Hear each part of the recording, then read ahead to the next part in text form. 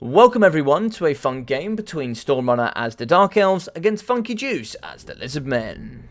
This match took place on Schwarzhafen with the Battle of the Beasts versus the Tamer. Over here in the front with the Lizardmen, we are going to be having 4 cheap units here of the Skink cohorts, alongside 3 units of the Red-Crested Skinks, which are going to be supported by 2 ROR infantry with the Legion of Jaqua, alongside here the Star Chamber Guardians with those fantastic magical halberds. Here as well for the Lord choice today, we are going to be having Lord Mazdamundi on top of Zlak. He will be having Banishment, Shield of the Old Ones, Apotheosis, Cold-Blooded, and the Sunburst Standard of Exotl. Flying high in the sky, we are going to be having the absolutely gorgeous Spirit of Tepok, with the 3 fantastic abilities with the Lesser Banishment, Shield of Thorns, and the Master of the Sacred Places. Over here on the left, the last 3 units will be the brilliant Chameleon Stalkers, with those nice Stalk abilities and the fantastic Missile abilities. For the Dark Elves today, we'll be having 3 cheap Bleak Swords in the front line, 2 cheap anti-large Dread Spears, and 2 very elite Blackguard of Naggarond. In the back, we're going to have 4 units of range, 2 units of the Dark Shards with shields, and 2 units of the Skirmish Cavalry with the Dark Riders repeater crossbows. For the magic today, we are going to be having the Sorceress of Fire. She's going to be on a steed with the fantastic Burning Head, Flaming Sword of Ruin, Fireball, and Kindle Flame. Flying higher in the sky, we are going to be having the Crows of Canes, the ROR Harpies with the Crow's Feast, and they're going to be supporting the Lord choice today, which is Rakarth. He's going to be on a Manticore, coming in with quite a few abilities, which will be the Whip of Agony, Whiplash, the Beast Lord's Gaze, as well as Beast Slaver, and also the Beast Armor of Current Car. The last unit and the hero today, we are going to be having the Cathalite Assassin, and we'll be having the Black Lotus, Assassin's Trophy, and the Web of Shadows. So excellent builds here coming in from both sides, and I really do like the Spirit of Tepok. Coming in with that Stalk in that radius is really going to help protect here up against Lord Mazdamundi. Keep him protected from all this nice armor-piercing range until he does get into the front and can get nice and busy. As you can see, coming straight forward here is going to be Rakarth and the fantastic Crows of Cain, and they're immediately going to be coming after the Spirit of Tepok. He's going to be going forward. It looks like we do either have a Lesser Banishment or a Banishment here in the back, a fantastically placed one as well. It could catch quite a few units. As you can see, the cast is going to be in this direction, so it is going to travel straight into the Dark Riders. Some excellent stuff here coming forward. In the sky here, it looks like we are going to have the Whip of Agony for that negative 24 melee defense. Removing that Terror and Fear as well makes it very good, and it is getting absolutely destroyed here in the sky. The Spirit of Tepok is really going to have to get on the floor here and try and see if we can get some assistance for it very quickly. A fantastic double banishment here coming in the pocket. Really good up against these repeater crossbows. Shield of the Old Ones going down, as well as it looks like Apotheosis going down on top of the Spirit of Tepok, as it's really struggling at 2.7k health. Coming in is Mazdamundi alongside some Red-Crested Skinks and the Star Chamber Guardians to try and assist in helping the nice collateral. We are going to be having the very good Blackguard of Naggarond, the anti-large and armor piercing, coming to take care of Lord Mazdamundi here on top of Zlak. But as we can see, already broken is going to be the Spirit of Tepok, and it is going to have to run very early on. We do have the Dark Shards, very good armor piercing, firing straight into the flank of Lord Mazdamundi. Assassin's Trophy is going to be going down, as we do have Rakarth coming in alongside the Cathalite Assassin. Apotheosis going as well here for Lord Mazdamundi, trying to keep him alive, but he's going to be at about a third health with 3,100 HP. He's really going to be struggling here in this early stage. As we can see, the Spirit of Tepok going to be down to 800 HP. As we can see, the front line here is going to be losing. 2 units of Skink cohorts have been broken and removed, and we are starting to get in here with some Dread Spears and some very nice Bleak Swords.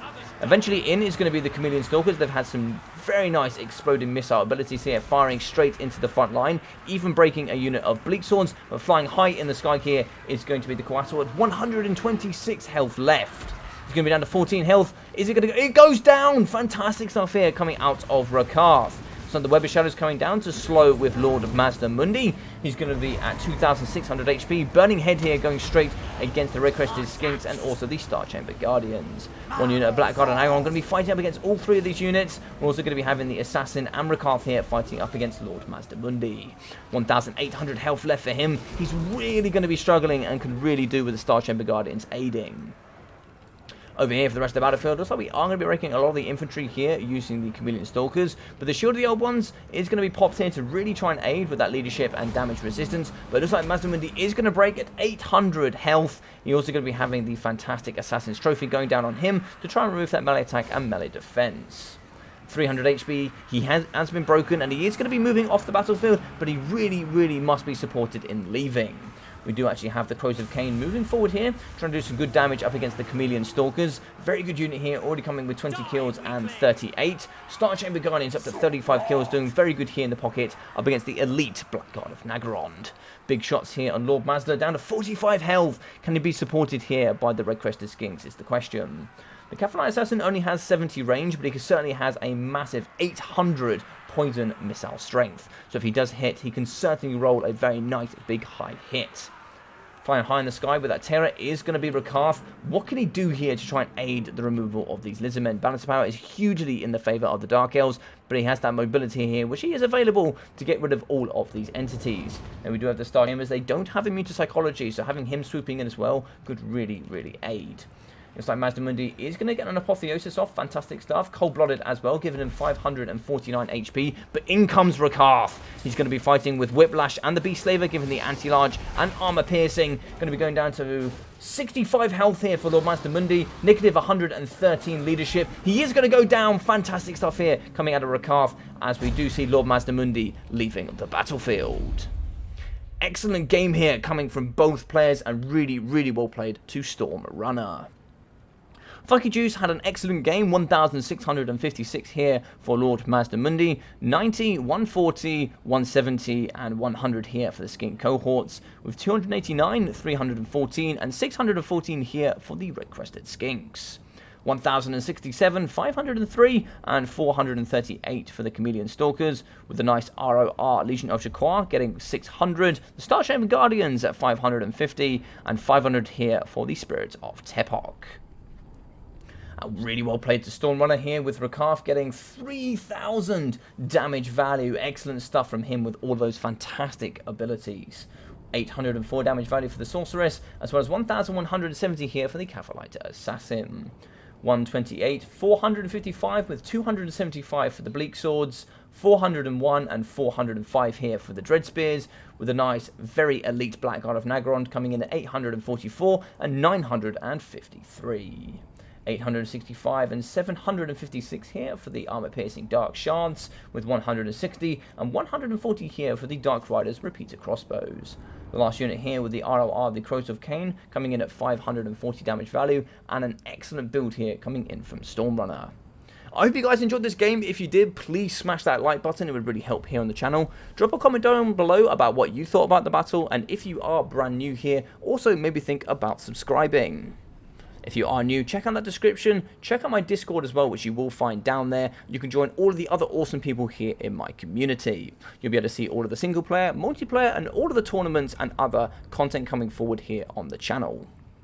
I've been your boy Logic. Take care of yourself during these times, and I'll be seeing you during the next live stream or video. Take care.